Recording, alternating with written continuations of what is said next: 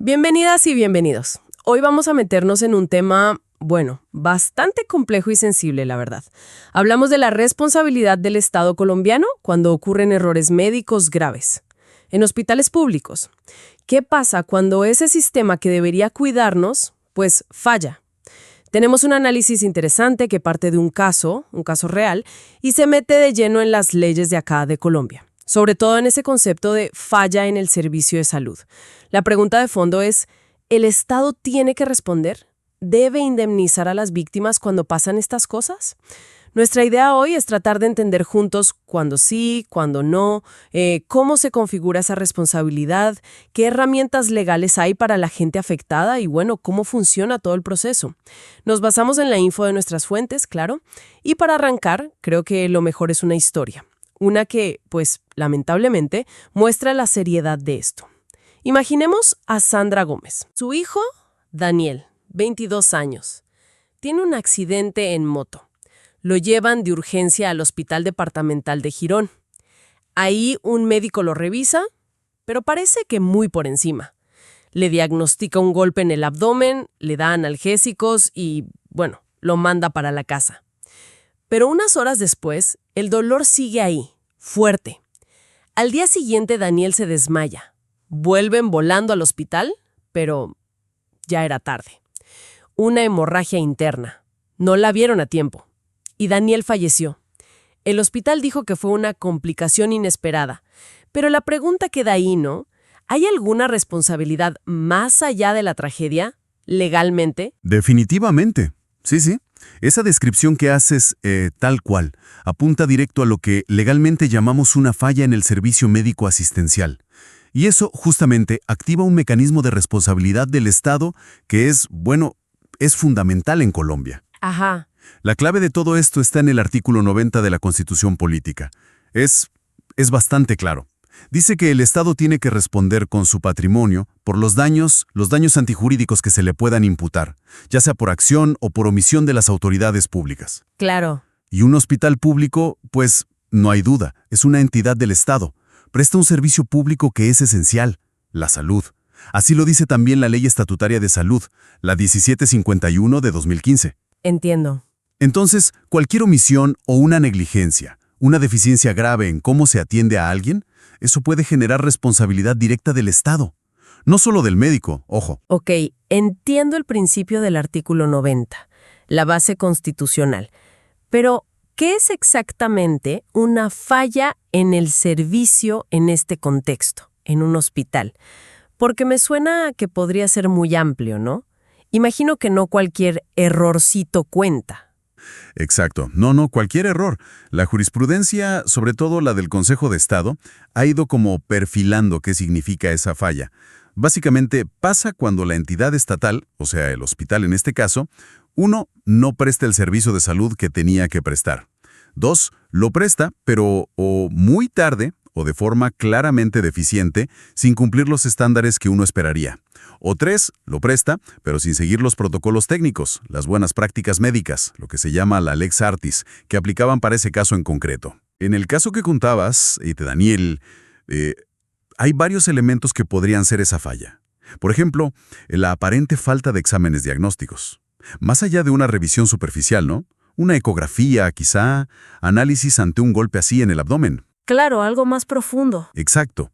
También el posible no reconocimiento de señales de alarma, un dolor que no para, que es muy intenso. Y por supuesto, el haberle dado el alta tan rápido sin estar seguros de que no había lesiones internas graves. Todo eso junto, pues sugiere una prestación deficiente. Una actuación por debajo de lo que la ciencia médica y los protocolos pedían en ese momento. O sea que no es solo, el médico se equivocó, sino que puede ser una serie de decisiones u omisiones que muestran una deficiencia en cómo funcionó el servicio ahí, en ese hospital. Precisamente. Ahí está el punto. El Consejo de Estado ha sido muy consistente. Ha dicho que si esa falla en el servicio, que se le puede atribuir a la entidad pública, causa un daño tan grave como la muerte, pues el Estado tiene la obligación por Constitución de reparar integralmente a las víctimas. No es si quiere, es que debe. Eso aclara mucho que es una falla. Pero bueno, una cosa es entenderlo y otra llevarlo a un tribunal. Si la familia de Daniel, imagínate, en medio de ese dolor, decide buscar que se repare el daño, ¿cómo demuestran ellos concretamente que esa falla fue la que causó la muerte? Porque seguro el hospital dirá, no, fueron otras cosas, complicaciones que no se podían evitar. Es una pregunta clave, sí. Porque la carga de la prueba, o sea, quién tiene que probar, es quien reclama. La familia en este caso. Para que un juez diga, sí, el Estado es responsable, a través de esa acción de reparación directa, la familia tiene que probar tres cosas, tres elementos esenciales. A ver. Primero, el daño antijurídico. Es el daño que la víctima no tenía por qué soportar legalmente. En este caso, pues lamentablemente es la muerte de Daniel. El daño más grave, irreparable. Claro. Segundo, la imputación fáctica y jurídica al Estado. Esto suena técnico, pero es básicamente demostrar la falla concreta del hospital público. O sea, señalar, aquí faltaron exámenes, aquí hubo un diagnóstico equivocado, aquí el alta fue prematura. La acción u omisión específica. Identificar el error, digamos. Exacto. Y tercero, que muchas veces es lo más difícil de probar. El nexo causal. Hay que demostrar que hay una relación directa, determinante, entre esa falla del hospital y la muerte de Daniel. Probar que si hubieran actuado bien, haciendo los exámenes, dejando al paciente en observación, diagnosticando a tiempo, el resultado fatal muy probablemente se habría evitado. Uf, eso suena complicado. Lo es. Si se logran probar bien estos tres pilares, con pruebas sólidas, el juez debe declarar la responsabilidad del Estado. Pero no basta con sospechar, se necesita prueba. Entendido. Probar ese nexo causal debe ser un reto técnico grande. ¿Y cuál es el camino legal? El específico para empezar esta pelea. ¿A qué puerta van? La vía procesal, el camino correcto, es la acción de reparación directa. Está regulado en el artículo 140 del Código de Procedimiento Administrativo y de lo Contencioso Administrativo. La Ley 1437 de 2011, que la gente conoce más como CEPACA. CEPACA, ok. Y esta acción se presenta ante la jurisdicción de lo Contencioso Administrativo. Son los tribunales que se encargan de juzgar las demandas contra el Estado. Importante tener eso claro. La vía legal. Ahora, una cosa que siempre preocupa en estos casos es el tiempo. ¿Hay un plazo? ¿Un límite para empezar esta acción? Porque uno piensa en el duelo, el shock. La gente no está para trámites legales inmediatamente. Sí, y es un punto crítico. Hay un plazo de caducidad. Y es relativamente corto. ¿Cuánto? 2 años. ¿Solo 2 años? Sí, 2 años. Y este tiempo empieza a contar por regla general desde el día siguiente a que ocurrió el hecho que causó el daño, o sea, el fallecimiento. O, a veces, desde que los afectados supieron de verdad con certeza del daño, si eso fue después. Pero la regla son 2 años desde el hecho. Hay que moverse rápido, entonces. Exacto. Es fundamental actuar dentro de ese plazo, porque si se pasa, ya, se pierde el derecho a reclamar. Caduca la acción, como decimos los abogados. ¡Qué presión! ¿Y qué tipo de pruebas son las más importantes? Las que hay que conseguir sí o sí desde el principio. Mira, la piedra angular, lo más importante, es la historia clínica completa. Ajá. Es un derecho del paciente y de su familia poder tenerla. Hay que pedirla formalmente al hospital. Y cuanto antes, mejor. Ahí está toda la información de qué se hizo, qué no se hizo, cuándo. Toda la secuencia. Exacto. Además, son muy importantes los testimonios de los familiares, de cómo pasaron las cosas. Si se hizo necropsia, el informe del médico forense es una prueba técnica con un peso enorme. Claro. También pueden servir informes internos del hospital, si es que se logran conseguir, y bueno, cualquier otro papel médico que sea relevante. El objetivo es armar como un rompecabezas, un relato con pruebas sólidas de que hubo una falla y que esa falla causó el daño. Es terrible pensar en la pérdida de Daniel. Y más allá del dolor, que es imposible ponerle un precio, ¿cómo intenta la ley reparar algo así? ¿Qué significa compensación en estos casos tan trágicos? ¿Qué se puede pedir? Es una pregunta central, porque toca el concepto de reparación integral. La ley y la jurisprudencia entienden que el daño tiene muchas caras. Y aunque está claro que ninguna plata devuelve una vida, se busca compensar hasta donde se pueda las distintas afectaciones que sufrió la familia. ¿Cómo cuáles, por ejemplo? Se pueden reclamar varios tipos de perjuicios. Primero, los que llaman perjuicios morales. Estos buscan compensar el dolor, la tristeza profunda, la angustia, el sufrimiento emocional por la pérdida. Se asume, se presume, que los familiares más cercanos, padres, hijos, hermanos, la pareja, sufren esto de forma muy intensa. Tiene sentido. Segundo, están los perjuicios materiales. Estos son más económicos, digamos, y se dividen en dos. El daño emergente, que cubre los gastos directos que se tuvieron por el hecho. Gastos médicos que no cubrió el seguro, los gastos del funeral, transporte, cosas así. Los gastos concretos. Exacto. Y el lucro cesante, que es la pérdida de la plata que la persona que falleció hubiera ganado en el futuro y que hubiera aportado a su familia. Si Daniel, con 22 años, ya trabajaba o tenía un proyecto de vida con potencial económico, esto es muy importante. Se calcula cuánto dejó de ganar la familia por su muerte. Entiendo. ¿Y hay algo más? Sí, hay una tercera categoría muy relevante, el daño a la salud. Antes se le llamaba a veces daño a la vida de relación.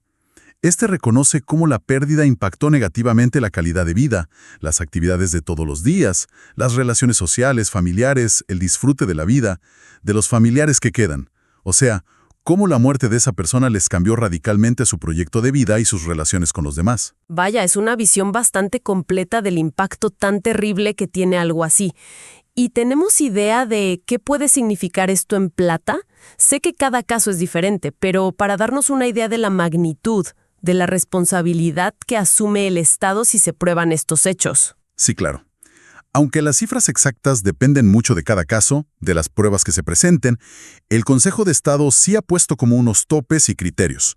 Para los perjuicios morales por muerte, por ejemplo, ha llegado a reconocer hasta 100 salarios mínimos legales mensuales vigentes. 100 salarios mínimos. Sí, para cada miembro del núcleo familiar más cercano. Padres, hijos, pareja. Es una suma considerable. ¿Lo es? El lucro cesante, lo que se dejó de ganar, se calcula con unas fórmulas matemáticas, actuariales, bastante complejas. Se basan en lo que la víctima ganaba o se proyectaba que iba a ganar. Y el daño a la salud también tiene sus criterios para valorarlo. En total, sumando todo, no es raro ver sentencias en casos graves de negligencia médica que terminan en muerte, donde la condena al Estado supera los 300, 400 o incluso más salarios mínimos, sumando todos los perjuicios para los distintos familiares. Son cifras importantes, sí, que de alguna manera muestran la gravedad de la falla del Estado. Y más allá de la teoría legal, existen casos reales, sentencias firmes que demuestren que esto sí pasa, que no es solo la ley escrita. Absolutamente. La jurisprudencia del Consejo de Estado está llena de ejemplos. Las fuentes que manejamos mencionan algunas sentencias que lo ilustran bien. Por ejemplo, una de la sección tercera del 19 de abril de 2018. Ahí se condenó al Estado por la muerte de una paciente a la que le dieron de alta sin hacerle unos exámenes básicos que eran necesarios. Muy parecido al caso hipotético de Daniel. Igualito, casi. Sí. Hay otra del 25 de julio de 2019 que trató un caso de falla porque no se diagnosticó a tiempo un trauma interno después de un accidente. También terminó en muerte. E incluso la Corte Constitucional, que no es la que usualmente decide estos casos de plata, pero sí protege derechos fundamentales. En tutelas, como la sentencia T-106 de 2020, ha sido súper enfática. Ha dicho que una atención médica que no es adecuada viola el derecho a la salud, a la vida, y que de ahí puede salir la responsabilidad patrimonial del Estado. O sea, estos precedentes muestran una línea muy clara. La falla grave en el servicio médico público genera la obligación de reparar. Es fuerte ver cómo un caso así, una tragedia tan personal, al final toca las bases de lo que uno espera del Estado, ¿no? Al final, ¿qué nos dice todo esto sobre los principios que deberían regir cómo funciona la administración pública acá en Colombia? Exacto. Esa es la conexión más profunda, creo yo. Estos casos no son solo peleas por plata. Pone sobre la mesa si se están cumpliendo o no principios de la Constitución que son fundamentales, que deberían guiar todo lo que hace el Estado. Cuando hay una falla grave en el servicio de salud público, se golpean varios principios clave. ¿Cómo cuáles? Primero, el principio de eficiencia. Está en el artículo 209 de la Constitución. Los servicios públicos esenciales tienen que prestarse con calidad, a tiempo, de forma eficaz. Una negligencia que causa un daño que se podía evitar es, pues, lo contrario a la eficiencia. Claro. Segundo, y tal vez el más importante, la dignidad humana. Una atención médica que ignora el dolor, que es descuidada o que lleva a la muerte por falta de cuidado. Eso atenta directamente contra la vida, la integridad y la dignidad de la persona. Fundamental. Y tercero, el principio de buena fe. Los ciudadanos vamos al sistema de salud confiando en que nos van a atender bien, con profesionalismo, con cuidado. Cuando esa confianza se rompe porque el servicio falla, se viola ese principio básico de la relación entre el Estado y el ciudadano. La responsabilidad patrimonial es, de alguna forma, una manera de restaurar, aunque sea un poquito, esa confianza rota, y de reafirmar que esos principios sí importan. Bueno, hagamos una pequeña pausa para recapitular las ideas centrales. Hemos visto que, según la Constitución colombiana, el artículo 90, el Estado sí tiene una responsabilidad financiera directa cuando sus entidades, como un hospital público, causan daños por una falla en el servicio de salud. Y esa falla puede ser por no hacer lo que tocaba, hacerlo tarde o hacerlo mal, sin seguir los estándares médicos. Para que esa responsabilidad se concrete, la gente afectada tiene que empezar una acción de reparación directa. Van a la justicia administrativa y tienen un plazo corto, 2 años. Lo clave es probar 3 cosas: el daño que sufrieron, la falla específica del hospital y que esa falla fue la causa directa del daño. Si se prueba, la reparación intenta ser integral, busca cubrir el dolor moral, las pérdidas económicas y el impacto en la vida de la familia. Así es, explicó, o sus familias no están solas, no están desamparadas, tienen derechos y tienen mecanismos legales para buscar que se les repare.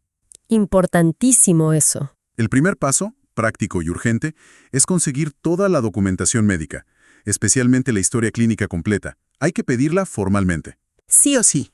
El segundo paso, que es indispensable, es buscar ayuda legal especializada. El derecho administrativo, la responsabilidad médica del Estado, son temas complejos. Un abogado o abogada que sepa de estos pleitos es crucial para ver si el caso tiene futuro, para juntar bien las pruebas y para presentar la demanda como se debe, antes de que se venzan los 2 años. Buscar expertos. Sí. Y el mensaje de fondo, creo yo, es que esta responsabilidad del Estado no busca solo darle una plata a una familia. Busca también mandar una señal al sistema de salud. Es reconocer que los daños que vienen de fallas institucionales, de fallas del sistema en cómo se presta un servicio tan vital, no pueden quedar así nomás sin consecuencias.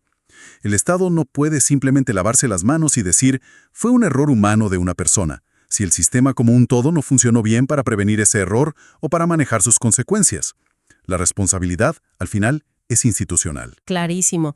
Y eso nos deja pensando en algo más, ¿no? Una reflexión final, una pregunta que queda abierta. Si la ley y las sentencias ya dicen claramente que el Estado tiene que responder, que tiene que reparar el daño cuando ya pasó, ¿qué cambios más profundos, más allá de pagar indemnizaciones caso por caso, necesita nuestro sistema de salud público? Cambios para que la calidad sea mejor, para que haya más seguridad para los pacientes y sobre todo para evitar que historias tan tristes como la de Daniel se repitan una y otra vez. ¿Cómo pasamos de solo reparar a prevenir de verdad? Gracias por acompañarnos en este análisis a fondo.